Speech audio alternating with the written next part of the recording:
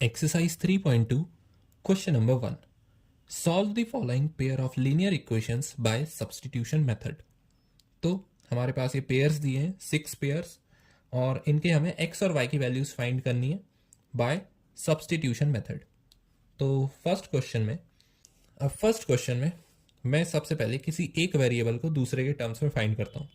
तो ये इक्वेशन 1 है, इसको मैं x plus y is equals to 14 को इस तरीके से भी लिख सकता हूँ कि x is equals to 14 minus y, क्योंकि y उधर चला गया तो 14 माइनस वाई हो गया. अब ये x मुझे y के टर्म्स में मिल गया, तो x की यही वैल्यू को, ये 14 माइनस वाई वैल्यू है, इसे मैं सेकेंड इक्वेशन में पुट कर सकता हूँ. सो सब्सटीट्यूट x इन 2. तो ये हमारी सेकेंड इक्वेशन है, इसमें मैं x को सब्सटीट्यूट कर रहा हूँ. तो इक्वेशन थी x minus y is equals to 4. x की जगह आएगा 14 minus y. 14 minus y is equals to 4. So 14 minus 2 times y is equals to 4. अब 2y अगर उधर जाए और 4 इधर आ जाए तो ये हो जाएगा 14 minus 4 is equals to 2y, क्योंकि 4 इधर आके नेगेटिव में हो जाएगा और माइनस 2y उधर जाके पॉजिटिव में हो जाएगा. 14 minus 4 is 10 is equals to 2y. इसका मतलब y would be equal to 5. 10 upon 2 is 5. तो y की हमें वैल्यू मिली 5. और अब y की इस वैल्यू को सब्सटीट्यूट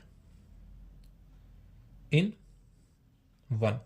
तो इस वैल्यू को अगेन हम फर्स्ट इक्वेशन में सब्सटीट्यूट कर देंगे. उसे हमने सॉल्व करके इस फॉर्म में लाया था, तो यही थी वो पहली इक्वेशन. x में आ जाएगी वैल्यू 14 माइनस 5. सो x की वैल्यू हो जाएगी 9. देयरफॉर सब्सटीट्यूशन मेथड से हमने 2 बार वैल्यू सब्सटीट्यूट की. पहले x को y के टर्म्स में सब्सटीट्यूट किया, फिर y की जो एक्चुअल वैल्यू आई उसको हमने अगेन x की इक्वेशन में सब्सटीट्यूट कर दिया. So 5 and 9 are the answers. Now second we have s minus t is equals to 3. अब ये पहली इक्वेशन में s को मैं t के टर्म्स में अगर फाइंड करूं so s would be equal to 3 plus t. अब s की इस वैल्यू को मैं सेकंड में पुट कर दूं. सो substitute not x, it is s in equation 2. तो ये इक्वेशन 2 में s की जगह में रखूंगा 3 प्लस टी. सो ये हो जाएगा 3 प्लस टी और s 3 से डिवाइडेड है तो divided by 3 plus t divided by 3 is equals to 6. अब यहाँ पर मैं दोनों टर्म्स में 3 को डिवाइड अगर कर दूं तो ये हो जाएगा 3 अपॉन 3 प्लस t अपॉन 3. मैंने सेपरेट डिवाइड कर दिया और एक्स्ट्रा में हमारे पास t अपॉन 3 तो है ही. ये हो जाएगा 6. नाउ ये दोनों सेम टर्म्स है और सेम टर्म्स 2 बार ऐड हो रही हैं, तो ये हो जाएगा 2t upon 3 plus 3 upon 3 is 1. This is equal to 6. So 2t upon 3, 1 right hand side जाके माइनस हो जाएगा और 6 माइनस 1 इज 5. अब 3 ऊपर जाएगा 5 के साथ मल्टीप्लाई होने और 2 पूरे टर्म से नीचे डिवाइड हो जाएगा.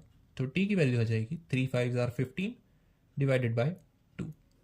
तो t की वैल्यू आई 15 अपॉन 2. अब इसी वैल्यू को हम अगेन फर्स्ट इक्वेशन में सब्सटीट्यूट कर देंगे. सो सब्सटीट्यूट इन 1. तो t की इस वैल्यू को मैं रखूंगा s में. s is equals to 3 plus 15 upon 2. अब एलसीएम लेने पर 2 3 आर 6 एंड 6 प्लस 15 इज 21. तो s की वैल्यू आ जाएगी 21 डिवाइडेड बाय 2. तो s की वैल्यू है ये और t की वैल्यू है ये. Now third 3x minus y is equals to 3. अब x के साथ यहाँ पर 3 मल्टीप्लाइड है. एक्चुअली अगर मैं यहाँ इन दोनों इक्वेशंस को ध्यान से देखूं तो ये मुझे कोइंसिडेंट लग रही हैं, क्योंकि x का जो कोएफिशिएंट है अगर उसे मैं 3 से मल्टीप्लाई करूँ तो सेकेंड इक्वेशन में x का कोएफिशिएंट मिलेगा. यहाँ पर y का कोएफिशिएंट -1 है, सेकेंड में y का कोएफिशिएंट -3 है, इसे भी मैंने 3 से मल्टीप्लाई कर दिया और कांस्टेंट टर्म को भी 3 से मल्टीप्लाई कर दिया. इसका मतलब हम यहाँ देख सकते हैं कि a1 upon a2 is equals to b1 upon b2 is equals to c1 upon c2. और ये रेशियो क्या है 1:3, क्योंकि ये इक्वेशन मुझे फर्स्ट इक्वेशन का 3 टाइम्स लग रही है. तो इसके तो इनफाइनाइट सॉल्यूशंस पॉसिबल है. अब इनफाइनाइट सॉल्यूशन में x और y की कोई भी रैंडम वैल्यू हम गेस कर लें तो हमें वो पॉइंट एक सॉल्यूशन के तौर पर ही मिलेगा. लेकिन फिर भी अगर हम इसे सब्सटीट्यूशन से सॉल्व करने का ट्राई करें तो तो हम फर्स्ट इक्वेशन से देखते हैं y की वैल्यू, क्योंकि यहाँ x के साथ कोएफिशिएंट मल्टीप्लाइड है तो मैं y के साथ सिर्फ 1 है इसलिए उसे इजीली सॉल्व कर पाऊंगा। तो 3x minus y is equals to 3। अब y को अगर मैं उधर ले जाऊँ तो ये हो जाएगा 3x minus 3 is equals to y. ये दोनों स्विच हो गए। अब इसी वैल्यू को अगर मैं इधर पुट करूँ तो ये हो जाएगा 9x माइनस y की वैल्यू 3 टाइम्स y की जो वैल्यू है 3x minus 3 is equals to 9। अब ये हो जाएगा 9x माइनस 3 3 ज़ा 9 और minus 3 into minus 3 is plus 9 equals to 9। ये दोनों टर्म्स कैंसिल हो जाएंगी, 9 इज इक्वल्स टू 9 आ जाएगा। इस तरह से अगर हमें constant equals to constant form आ जाए तो हम डायरेक्टली समझ सकते हैं कि ये दोनों सेम ही इक्वेशन है, बस ये थोड़ी सी स्केल्ड अप है। या फिर हम डायरेक्टली इन इक्वेशंस को थोड़ा ऑब्जर्व करके समझ सकते हैं कि इनके कोएफिशिएंट्स का रेशियो इक्वल है, इसका मतलब ये कोइंसिडेंट है। तो इसके सॉल्यूशन में हम कोई भी एक पॉइंट लिख सकते हैं। सपोज अगर मैं y को 0 पुट करूं तो x की वैल्यू आएगी 3x minus 0 is equals to 3। So x is equals to 3 upon 3 which is 1। तो एक हमारा पॉइंट हो गया 1,0 और ऐसे इनफाइनाइट पॉइंट्स हो सकते हैं सॉल्यूशन के। तो इस क्वेश्चन का आंसर है इनफाइनाइट सॉल्यूशन। और अगर कोई एक सॉल्यूशन फाइंड करना है तो वो है 1,0। ना फोर्थ, अब यहां पर हमें डेसिमल में वैल्यूज दी है तो इन दोनों इक्वेशंस को इजीली सॉल्व करने के लिए अगर हम 10 से मल्टीप्लाई कर दें तो हमें कुछ इस टाइप की इक्वेशन देखने को मिल सकती है। क्योंकि मैंने यहाँ पर यह ऑब्जर्व किया कि हर एक कोएफिशिएंट और कांस्टेंट टर्म सिर्फ फर्स्ट डेसिमल प्लेस तक ही गए, उससे आगे वो गए नहीं है। तो अगर इन सबको हम 10 से मल्टीप्लाई कर दें तो हमें एग्जैक्ट इंटीजर कोएफिशिएंट्स मिल जाएंगे और उनके साथ डील करना थोड़ा ईजी होता है। तो फर्स्ट इक्वेशन को अगर मैं 10 से मल्टीप्लाई करूं तो मुझे मिलेगा 2x, क्योंकि 0.2 into 10 is 2 plus 3y is equals to 1.3 into 10 is 13। और सेकेंड इक्वेशन को 10 से मल्टीप्लाई करने पर 4x plus 5y is equals to 23। अब यहाँ ध्यान देने वाली बात यह है कि किसी भी कांस्टेंट से मल्टीप्लाई करने पर इक्वेशन चेंज नहीं होती। क्यों? उसका रीज़न है ये वाली इक्वेशन। यहाँ पर भी ये पूरी इक्वेशन 3 से मल्टीप्लाइड थी लेकिन ये चेंज नहीं हुई, क्योंकि किसी कांस्टेंट से मल्टीप्लाई करने पर भले ही वो दिखने में अलग हो लेकिन लाइन सेम ही होती है।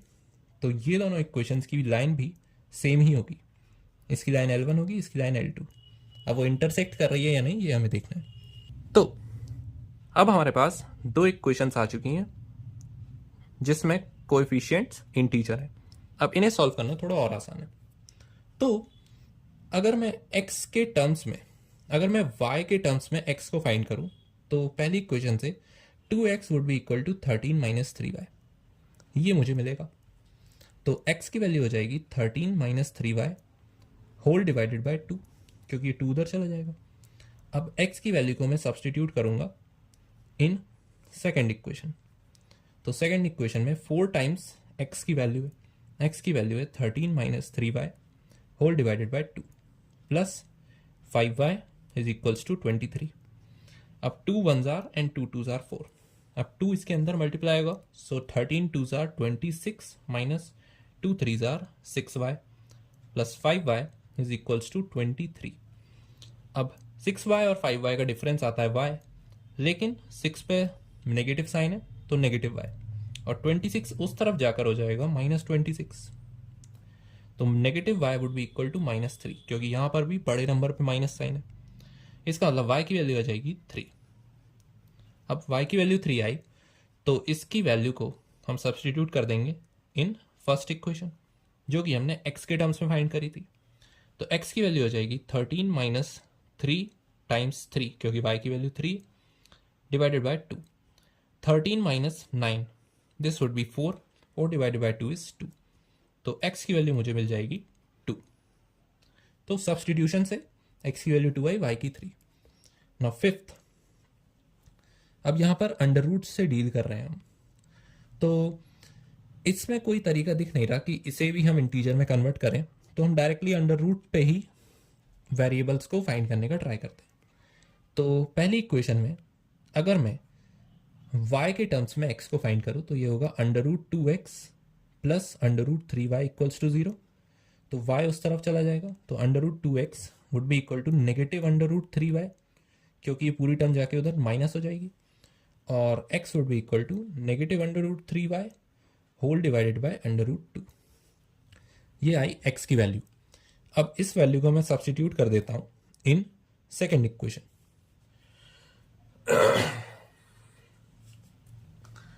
तो सेकेंड इक्वेशन में x की वैल्यू पुट करने पर हमें मिलेगा √3 multiplied by -√3y divided by √2। ये थी x की value, minus √8y is equals to 0। अब √3 को √3 से मल्टीप्लाई करें तो हमें आंसर मिलेगा 3, क्योंकि √a का मतलब क्या होता है a टू द पावर 1/2, और ऐसे अगर दो √a मल्टीप्लाई हो जाए तो ये होगा 2 times a to the power 1/2, मतलब a to the power 1/2 into a to the power 1/2, और पावर ऐड होती हैं तो a की power half and half is 1, आधा और आधा जोड़ के 1 मिलता है। इसका मतलब आंसर आएगा a। तो √3 इंटू √3 वुड बी 3, तो -3y, क्योंकि √3y के साथ नेगेटिव साइन था। This whole thing is divided by √2, और अगर ये पूरा टर्म में राइट साइड ले जाऊं तो ये हो जाएगा √8y। अब y में यहां पर ले आया तो y और y तो कैंसिल हो जाएंगे, लेकिन कैंसिल तो तब होते हैं जब दोनों इक्वेशन सेम हो, क्योंकि हमने यहां पर देखा था तभी जाकर कांस्टेंट इक्वल्स टू कांस्टेंट आता है। अब यहां भले ही कैंसिल हो रहे हैं, लेकिन यहां √2 √8 से मल्टीप्लाई होने पर 4 आंसर देगा, और ये है -3। ये हमें नहीं करना है। इस तरह की स्टेप से हमारा जो वेरिएबल है वही गायब हो जाता है। तो अगर वेरिएबल गायब हो गया तो फिर हम फाइंड कैसे करेंगे?